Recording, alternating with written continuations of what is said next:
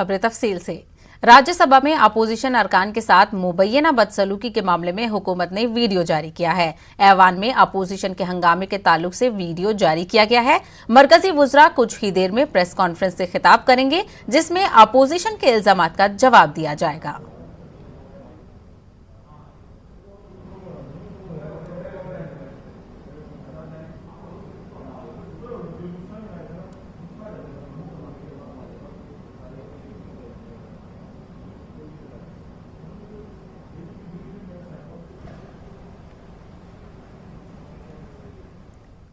15 opposition पार्टियों का मरकजी हुकूमत के खिलाफ पार्लियामेंट से विजय चौक तक मार्च हुआ। महंगाई, बेरोजगारी, ज़राए कवानीन और पेगासस पर पार्लियामेंट में बहस न किए जाने पर अपोजिशन का ये एहतजाज था।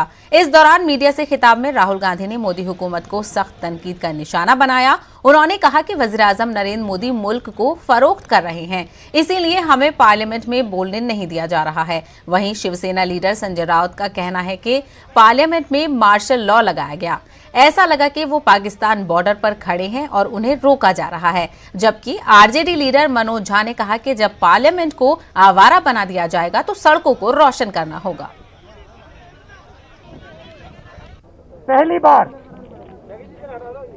बार राज्यसभा में सांसदों की पिटाई की गई है। बाहर से लोगों को बुलाकर नीली वर्दी में डालकर सांसदों को धक्का मुक्की मारपीट की गई। और आप ये सवाल पूछ रहे हो कि स्पीकर को दुख हो रहा है,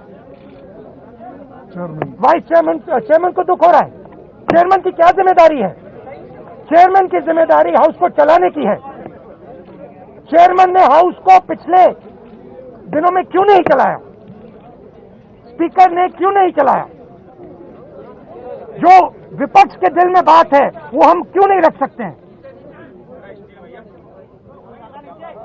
इसका क्या जवाब है? मैं आपको बताता हूं। जाइए। मैं आपको बताता हूं, मैं आपको और हिंदुस्तान को बताता हूं यहां हाउस में कौन किस प्रकार से विपक्ष को रोक रहा है। हिंदुस्तान के प्रधानमंत्री, भाइयों और बहनों, युवाओं, जो आप घर में बंद हो आज, जो आपके फोन में पेगासस है, आप सुनिए, हिंदुस्तान का प्रधानमंत्री इस देश को बेचने का काम कर रहा है। इसीलिए विपक्ष हाउस के अंदर ना किसानों की बात कर सकता है, ना बेरोजगारों की बात कर सकता है, ना इंश्योरेंस बिल की बात कर सकता है, ना पेगासस की बात कर सकता है। यह सच्चाई है। हिंदुस्तान का प्रधानमंत्री हिंदुस्तान को बेच रहा है। जिस तरह से कल राज्यसभा में मार्शल के ड्रेस पर बाहर से प्राइवेट लोग आकर हमारे महिला सांसद और हमारे सभी सांसदों के ऊपर हमला करने की कोशिश की, मुझे लगा ये मार्शल नहीं थे, मार्शल लॉ लगाया था राज्यसभा में और पार्लियामेंट में। हमने इस प्रकार से जो लोग खड़े थे कल, तो मैंने तो बोला कि मुझे लगता है कि मैं पाकिस्तान बॉर्डर पे खड़ा हूं और हमें रोका जा रहा है अंदर जाने से।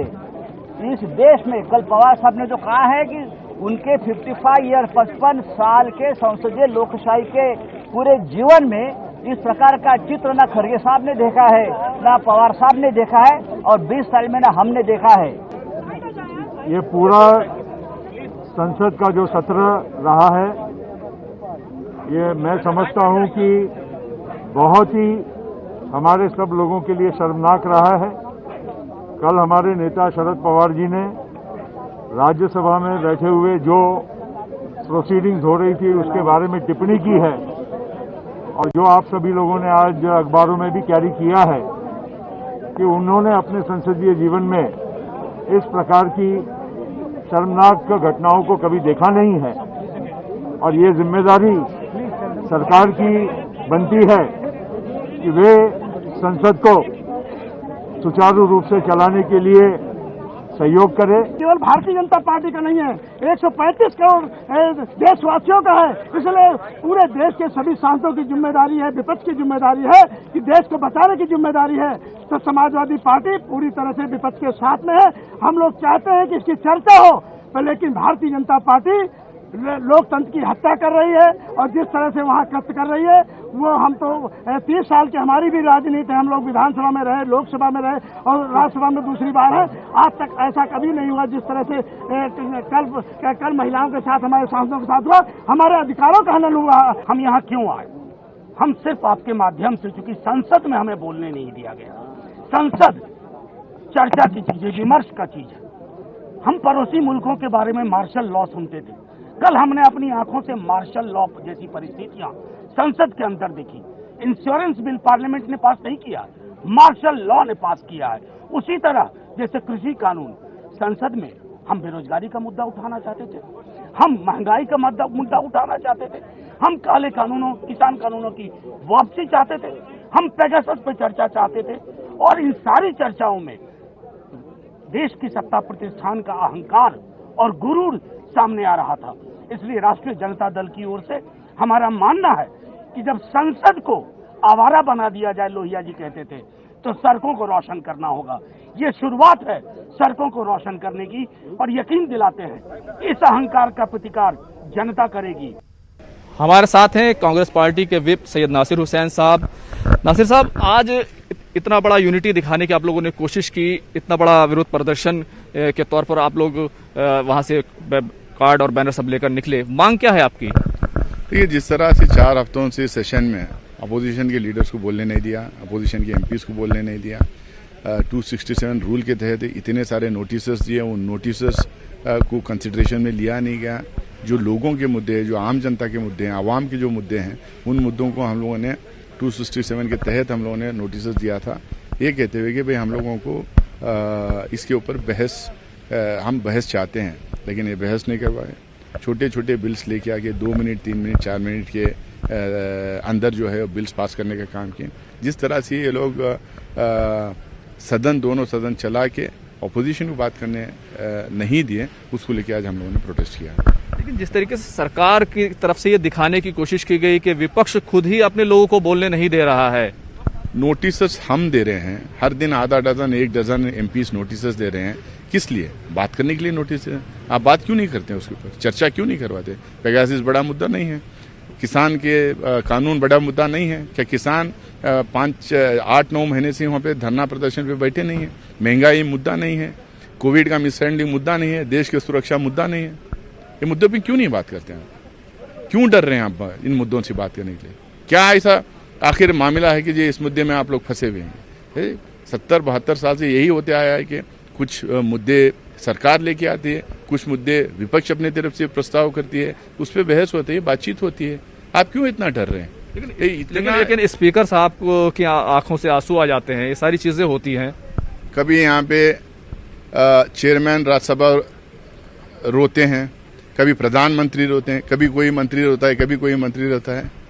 आप अपनी नाकामी पे क्यों रोते हैं? आप लोग, आप सदन चला नहीं पा रहे हैं, आप पार्लियामेंट चला नहीं पा रहे हैं, आप पार्लियामेंट्री प्रोसीजर्स फॉलो नहीं कर रहे हैं और रो रहे हैं खड़े होके।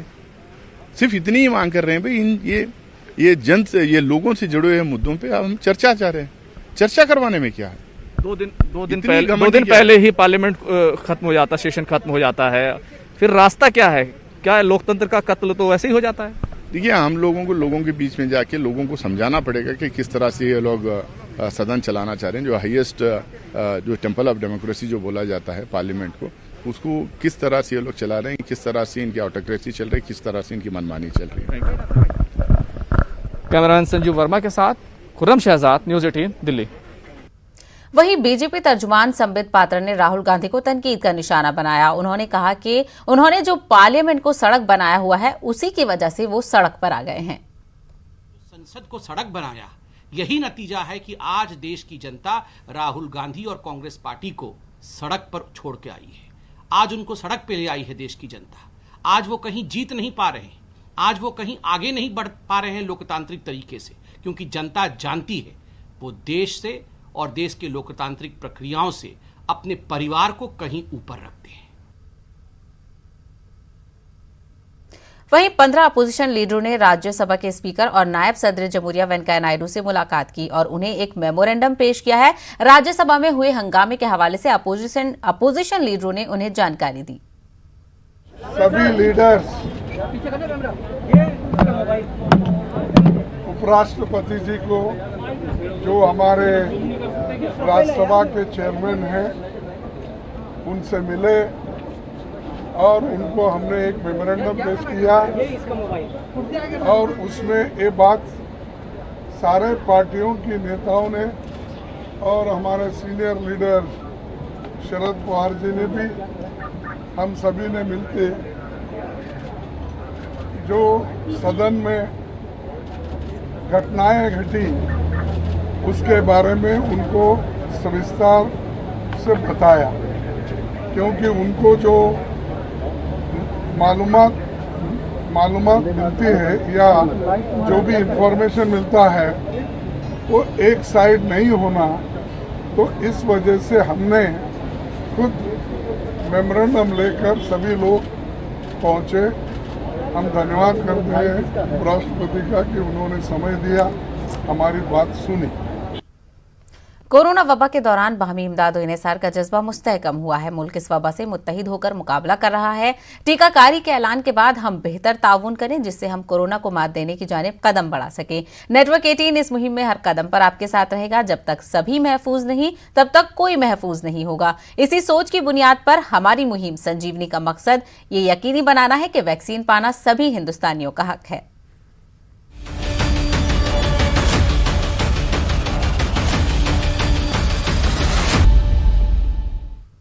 मध्य प्रदेश में 27% ओबीसी रिजर्वेशन को लेकर सियासी घमासान और तेज हो गया है। मरकज के जरिए मुल्क की रियासतों को ओबीसी की फहरिस्त बनाने को हक दिए जाने के बाद जहां वजीर आला शिवराज सिंह ने आज 3 बजे मंत्रालय में ओबीसी वुज़रा, मेंबरान असेंबली, अटॉर्नी जनरल और माहिरीन कानून की एक बड़ी मीटिंग बुलाई है, तो वहीं कांग्रेस ने वजीर आला शिवराज सिंह के जरिए बुलाई गई मीटिंग को सियासी ढोंग से ताबीर किया है। बीजेपी ने कांग्रेस के इल्जाम पर जवाबी हमला किया है। वजीर बराए शहरी तरक्याती भूपेंद्र सिंह ने 27% ओबीसी रिजर्वेशन को कांग्रेस के सियासी एजेंडे से ताबीर किया है। भूपेंद्र सिंह ने ओबीसी की पसमानदगी के लिए नेहरू से अब तक की कांग्रेस की क़यादत को जिम्मेदार ठहराया है। मजीद तफसीलात हासिल करेंगे हमारे नुमाइंदे मेहताब आलम, जो इस वक्त हमारे साथ भोपाल से जुड़ रहे हैं। मेहताब आलम, जो ये नोटिस था, स्टेटमेंट था, उस पर अमल करते हुए वज़ीर आला शिवराज सिंह ने मीटिंग बुलाई, तो कहीं ना कहीं अब फहरिस्त को लेकर सियासत भी शुरू हो जाएगी। साहबा सियासत इस बात को लेकर है कि कमलनाथ हुकूमत ने अपने दौरान 15 महीने की हुकूमत में ओबीसी को 27% रिजर्वेशन देने का ऐलान किया था और उस वक्त इसी भारतीय जनता पार्टी ने इसकी मुखालफत की थी। और जब 2020 में भारतीय जनता पार्टी शिवराज की हुकूमत आई तो अदालत में इसी हुकूमत ने अपना हलफनामा दिया कि 27% रिजर्वेशन की जरूरत नहीं बल्कि 14% रिजर्वेशन बहुत है, और उसी बुनियाद पर जबलपुर हाईकोर्ट ने अपना फैसला सुनाया था। उसमें अगली समाज जो है सितंबर के जो है में आपके पहले हफ्ते में होनी है। तो यहाँ पर जो 3 बजे बड़ी मीटिंग होगी, उस मीटिंग में जहाँ पर अकलियती ओबीसी के वज़रा को बुलाया गया, मोहन यादव की बात करें, रामकुमार पटेल की बात करें, वो तमाम वज़रा जो आएंगे, वहीं पर जो ओबीसी के जो एमएलए है उनके साथ साथ माहिरीन कानून को बुलाया गया ताकि जो है उस पर अदालत में अपना मौक़िफ़ पेश किया जा सके। तो यहाँ पर कांग्रेस का कहना है कि जब मंडल कमीशन बना नरसिम्हा राव के ज़माने में जो ओबीसी को रिजर्वेशन देने की बात हुई तो इसी भारतीय जनता पार्टी के लोग मुखालफत कर रहे थे, और वही नहीं, खुद मध्य प्रदेश में इसी पार्टी ने मुखालफत की और अदालत में लिख के दिया। तो अब ये किस मुँह से अब 3 बजे मीटिंग कर रहे हैं? तो दोनों पार्टी एक दूसरे पर अवाम को गुमराह करने, ओबीसी को गुमराह करने का इल्ज़ाम लगा रही है, लेकिन इसके पीछे सच यह है कि दोनों पार्टियों का वोटिंग वो जो है मामला उससे जुड़ा हुआ है। दोनों पार्टियां चाहती हैं कि ओबीसी की जब बात हो तो उनकी बात की जाए कि उनकी पार्टी ने सबसे ज्यादा तरफदारी और उनकी पार्टी ने ही जो है ओबीसी के हक के लेकर जो है कानूनी लड़ाई लड़ी है। ये तो क्रेडिट लेने वाली बात हो गई, चलिए क्रेडिट की बात अलग है, लेकिन अब ये जो मीटिंग बुलाई गई है इसमें कई फैसले लिए जा सकते हैं कि क्या ब्लूप्रिंट होगा ओबीसी की फहरिस्त तैयार करने को लेकर। सब हम बता दें कि मध्य प्रदेश की अगर बात करें तो मध्य प्रदेश में ओबीसी की जो आबादी है ये 52% है। तो दोनों पार्टियों की नज़र जो है उनके वोट पर भी है। और अगर हम हुकूमत की बात करें तो जहां पर आज 3 बजे मीटिंग होगी और इसी के साथ साथ असेंबली में भी जो एक इसके लिए अलग से कमेटी बनाने का विधानसभा में फैसला किया गया ताकि उसमें तमाम खाके तय किया जाए कि कहां पर किस रिजर्वेशन अगर होता है तो तालीम में क्या रहेगा, तो रोजगार में क्या रिजर्वेशन रहेगा, उस पर जहाँ पे हुकूमत की नज़र है वहीं पर अपोजिशन भी पैनी नज़र बनाए हुए है कि अगर वो तमाम पहलुओं पर नज़र रखना चाहती है कि हुकूमत ने इसका खाका क्या तैयार किया है। और इसी के साथ साथ जो जबलपुर हाईकोर्ट में समाअत हो रही है, अब उसमें देखना होगा कि हुकूमत अपना कौन सा एजेंडा लेकर अदालत के पास जाती है, क्योंकि इसी अदालत हुकूमत ने साबिका साल में अपना एक हलफनामा दिया था और उसमें 14% रिजर्वेशन को ही तस्लीम किया था। अब हुकूमत का अपना मौक़िफ़ बदला है, अब 27% रिजर्वेशन को मध्य प्रदेश हुकूमत यानी शिवराज हुकूमत जो है तरफदारी कर रही है और उसे अकलियतों के जो ओबीसी के हक से ताबीर कर रही है। चलिए, तो इस पर नजर बनी रहेगी क्योंकि 3 बजे बड़ी मीटिंग बुलाई गई है वज़ीर आला शिवराज सिंह की तरफ से और ओबीसी फहरिस्त को लेकर तमाम जो हिदायत दी जाएगी उन पर हमारी नजर बनी रहेगी। मेहताब, हमसे बात करने के लिए बेहद शुक्रिया। आगे बढ़ेंगे। दिल्ली कैंट मुबैना असमत रेजी व कत्ल मामले के मुतासरीन से मुलाकात का वीडियो अपने ट्विटर अकाउंट पर अपलोड करने के बाद राहुल गांधी के ट्विटर अकाउंट को आर्जी तौर पर मुअत्तल कर दिया गया था। अभी ये मामला अदालत में जेर समाअत है। अभी कांग्रेस इसी मामले के खिलाफ एहतजाज कर रही थी कि ट्विटर ने कांग्रेस के सीनियर लीडरान रणदीप सिंह सुरजेवाला, अजय माकन, सुष्मिता देव, मनिक्कम टैगोर समेत कई कांग्रेस लीडरान के अकाउंट्स को मुअत्तल कर दिया है। यही नहीं, ट्विटर ने मुंबई कांग्रेस कमेटी के ऑफिशियल ट्विटर हैंडल को भी ब्लॉक कर दिया है। कमेटी के कारगुजार सदर चरण सिंह सुप्रा ने इस पर एतराज जाहिर किया है। बताया जा रहा है कि ये कार्रवाई ट्विटर ने कवायद की खिलाफ वर्जी की सूरत में की है। कांग्रेस ने ट्विटर पर मरकजी हुकूमत के दबाव में काम करने और अपोजिशन की आवाज को दबाने का इल्जाम लगाया है। कांग्रेस के मुताबिक माजी में बीजेपी इक्तदार वाली रियासतों के कुछ लीडरों ने मुतनाज़ा पोस्ट किए थे जिस पर ट्विटर खामोश रहा। कांग्रेस का कहना है कि ट्विटर अकाउंट ब्लॉक कर देने से उन्हें कोई फर्क नहीं पड़ता और वो मुल्क के मसाइल को उजागर करते रहेंगे।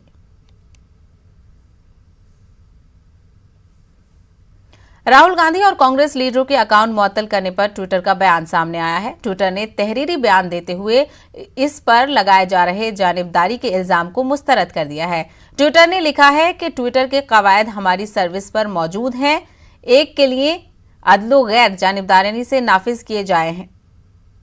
हमने कई सौ ट्वीट्स पर फाल कार्रवाई की है। दिल्ली कैंट में मुबैना असमत रेजी व कत्ल के मुतासरीन से राहुल की मुलाकात का जिक्र करते हुए ट्विटर ने लिखा है कि जिन्होंने एक ऐसी तस्वीर शाया की है कि जिससे हमारी कवायद की खिलाफ वर्जी की है और हमने हमारे निफाज के इख्तियारात के हद के मुताबिक इसके खिलाफ कार्रवाई की है। ट्विटर के मुताबिक बाज किस्म की निजी मालूमात दूसरों के मुकाबले में ज्यादा खतरात रखती है और हमारा मकसद हमेशा ऐसे अफराद की राजदारी और हिफाजत का तहफ़्फ़ुज़ करना होता है।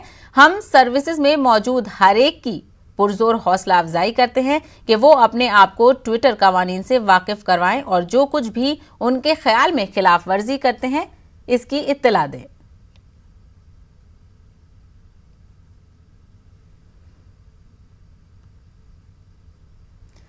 वज़ीर-ए-आज़म नरेंद्र मोदी ने आत्मनिर्भर नारी शक्ति से संवाद प्रोग्राम में खवातीन के साथ तबादले ख्याल किया। इस मौके पर वज़ीर-ए-आज़म ने मुल्क की तरक्की में खवातीन की हिस्सेदारी पर रोशनी डाली। इसके अलावा पीएम मोदी ने मरकज की जानिब से खवातीन को बाइख्तियार बनाने के लिए की जा रही कोशिशों और स्कीमों को गिनवाया।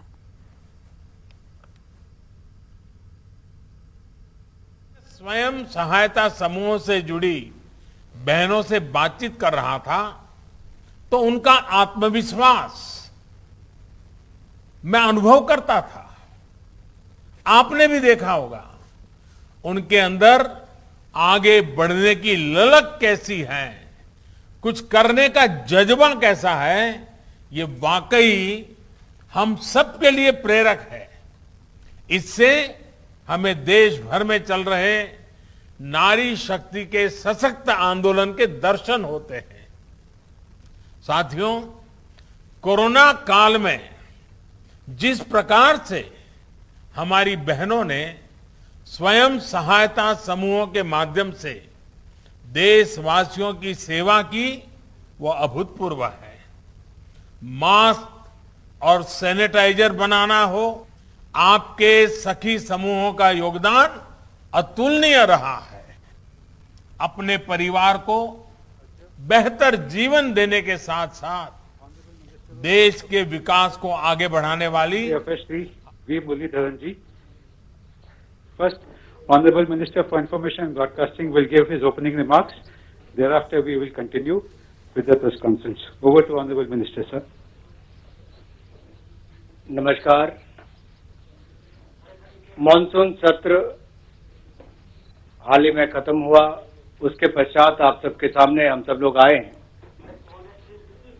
जहां देश की जनता इंतजार करती है कि उनसे जुड़े हुए विषयों को सदन में उठाया जाए। वहीं पर विपक्ष ने सड़क से संसद तक सिर्फ अराजकता अराजकता और अराजकता, ये विपक्ष का एकमात्र एजेंडा रहा। न जनता का हित, न टैक्स पेयर के पैसे की फिक्र और न ही संवैधानिक मूल्यों की गरिमा की फिक्र थी इनको। और जो घटा वो बहुत शर्मसार था, निंदनीय था। और ये घड़ियालू आंसू बहाने की बजाय इनको तो देश से माफी मांगनी चाहिए। इसको विस्तार में चर्चा करने के लिए संसदीय कार्य मंत्री आदरणीय प्रहलाद जोशी जी आपके पहले बात रखेंगे, और माननीय पीयूष जी अपनी बात रखेंगे, हमारे नेता सदन राज्यसभा। लेकिन जिस तरह का काम करने का तरीका या काम में रुकावट बनने का काम विपक्ष ने किया है, उससे उनको देश से माफी मांगनी ही चाहिए। मैं माननीय प्रहलाद जोशी जी से निवेदन करता हूं कि आप सबको संबोधित करें। Friends, as you all know, yesterday monsoon session of the parliament was concluded. It is most unfortunate that पहले दिन से ही, even when the all-party meeting was going on, the Honorable Prime Minister attended the meeting and we all were there. From that day itself, that's on 18th, indications were there that we will not allow the house to run. And that was amply made clear. उसको पूरा खुलासा कर दिया TMC वाले ने और Congress. This session is meant for washout. This was very clear. And at least to acknowledge their sincerity, honesty in one thing, that they came and told us, we are for washout. In spite of that, our senior leaders and myself as Parliamentary Affairs Minister and our leader in Rajya Sabha,